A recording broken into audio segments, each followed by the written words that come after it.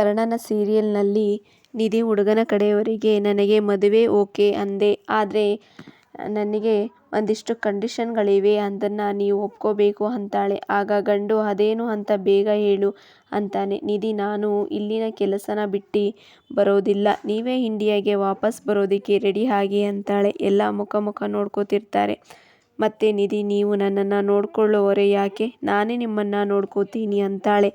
ಗಂಡಿಗೆ ಕೋಪ ಬರುತ್ತೆ. ನಿಧಿ ಯಾವ ಹುಡುಗಿ ತಾನೇ ಇಂಥ ಆಫರ್ ಕೊಡ್ತಾಳೆ ಹೇಳಿ ಅಂದಾಗ ಗಂಡಿನ ತಾಯಿ ನಾಲಿಗೆ ಇದೆ ಅಂತ ಏನೇನೋ ಮಾತಾಡಬೇಡ ಅಂತಾರೆ. ಆಗ ನಿಧಿ ಪರ್ಫೆಕ್ಟಾಗಿ ಹೇಳಿದ್ರಿ, ಆದರೆ ಈ ಮಾತನ್ನು ನಿಮ್ಮ ಮಗನಿಗೆ ಹೇಳಿ ಅಂತಾಳೆ. ಆಗ ಗಂಡು ಏನು ನನ್ನ ಅಪ್ಪ ಅಮ್ಮನ ಬಗ್ಗೆ ಬಾಯಿಗೆ ಬಂದ ಹಾಗೆ ಮಾತಾಡ್ತಿದ್ಯಾ ಅಂತ ಹೊಡೆಯೋದಕ್ಕೆ ಕೈ ಎತ್ತುತ್ತಾನೆ. ಅಷ್ಟರಲ್ಲಿ ಕರ್ಣ ಅವನ ಕೈ ಹಿಡ್ಕೋತಾನೆ. ಎಲ್ಲರೂ ಕರ್ಣನನ್ನೇ ನೋಡ್ತಿರ್ತಾರೆ.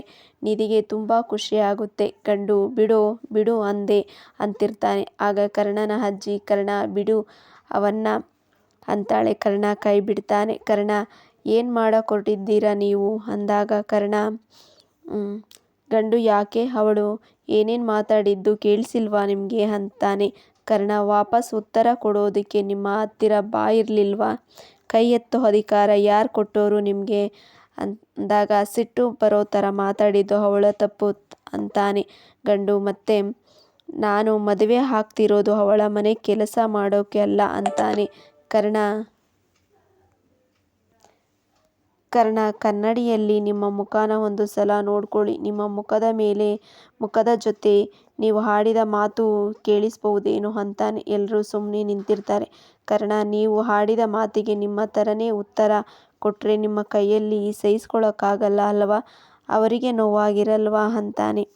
ಗಂಡು ಮದುವೆ ಆಗೋಕೆ ಬಂದಿರೋದು ನಾನು, ನೀನೇನು ಮಧ್ಯದಲ್ಲಿ ಅಂದಾಗ ಕರ್ಣ ನೀವು ನಿಜವಾಗಿ ಮದುವೆ ಆಗೋಕೆ ಬಂದಿದ್ರೆ ನಿಮ್ಮ ಜೀವನ ಭಾವನೆ ಹಂಚಿಕೊಂಡು ನಿಮ್ಮ ಲೈಫ್ ಪಾರ್ಟ್ನರ್ ಆಗ್ತಾಳ ಅಂತ ತಿಳ್ಕೊತಿದ್ರಿ, ಆದರೆ ನಿಮಗೆ ಬೇಕಾಗಿರೋದು ಸಂಬಳನೇ ತಗೊಳ್ಳದೇ ಇರೋ ಕೆಲಸದವರು, ಅದನ್ನು ಮದುವೆ ಅನ್ನಲ್ಲ ಮಿಸ್ಟರ್ ಅಂತಾನೆ. ಅಷ್ಟರಲ್ಲಿ ಕರ್ಣನ ಚಿಕ್ಕಮ್ಮ ಏನೇ ಆದರೂ ಅವರು ಗಂಡಿನ ಕಡೆಯವರು ಅಂದಾಗ ಹಾಗಾದರೆ ಇದೇ ಥರದವರು ಗಂಡಿನ ಕಡೆಯವರು ರಾಧಿಕನ ಮದುವೆ ಆಗಕ್ಕೆ ಬಂದರೆ ನೀವು ಮದುವೆ ಮಾಡಿ ಕಳಿಸ್ತೀರಾ ಅಂತಾನೆ.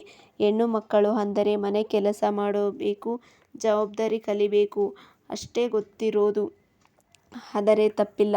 ಆದರೆ ಆ ಕೆಲಸವನ್ನು ಕೀಳಾಗಿ ನೋಡೋದು, ಆ ಕೆಲಸನ ಹೆಣ್ಣು ಮಕ್ಕಳು ಅಷ್ಟೇ ಮಾಡೋದು, ಅವರು ಅಷ್ಟಕ್ಕೆ ಲಾಯಕ್ಕು ಅಂತ ಯೋಚನೆ ಮಾಡೋದಿದೆಯಲ್ಲ, ಅದು ತುಂಬ ದೊಡ್ಡ ತಪ್ಪು.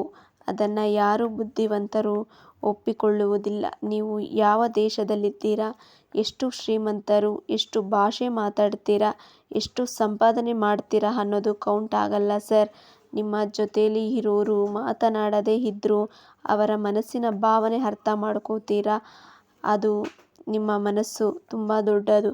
ಮಾತಾಡೋಕ್ಕೆ ಬಾಯಿ, ಹೊಡೆಯೋಕ್ಕೆ ಕೈ ಎಲ್ರಿಗೂ ಇರುತ್ತೆ ಸರ್, ಆದರೆ ಅದನ್ನು ಹೇಗೆ ಕಂಟ್ರೋಲ್ ಮಾಡಬೇಕು ಅಂತ ಗೊತ್ತಿರುತ್ತಲ್ಲ, ಅವನು ನಿಜವಾದ ಮನುಷ್ಯ ಅಂತಾನೆ.